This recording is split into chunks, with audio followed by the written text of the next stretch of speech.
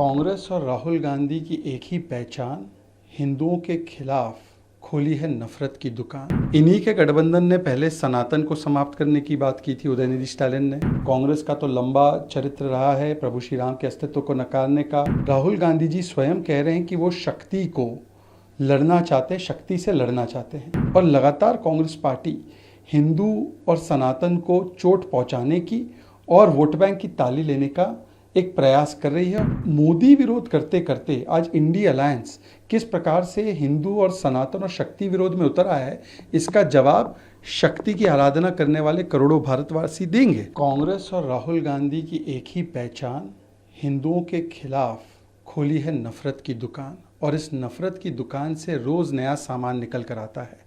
कल जो सामान शिवाजी मैदान में, वो भी उद्धव ठाकरे जी के सामने निकला है, वो तो उनके चरित्र का हिस्सा है, उनके डीएनए का हिस्सा है। इन्हीं के गठबंधन ने पहले सनातन को समाप्त करने की बात की थी उदयनिधि स्टालिन ने।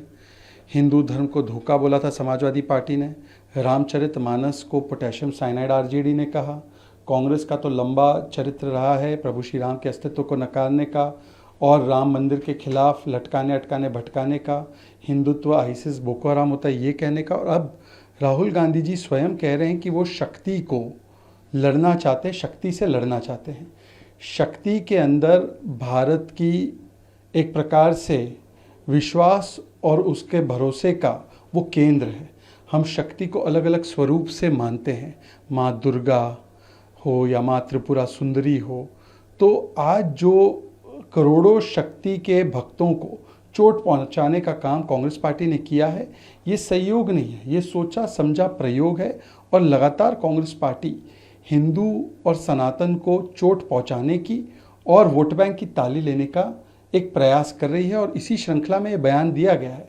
इसीलिए भारत जोड़ो यात्रा जब शुरू हुई तब भी जॉर्ज पोनैया नाम के पास्टर ने कहा था कि शक्ति ये असली भगवान का स्वरूप नहीं है, और राहुल गांधी ने सहमति जताई थी।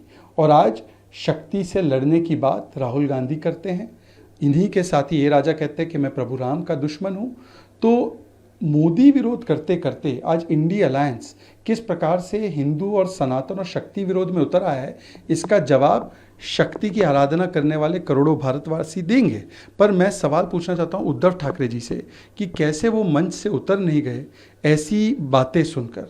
मैं पूछना चाहूँगा ममता दीदी से कि माँ दुर्गा भी तो शक्ति का स्वरूप है, क्या वो इस प्रकार की बातों को स्वीकारती हैं? उनके ऊपर भी सवाल पैदा होता है।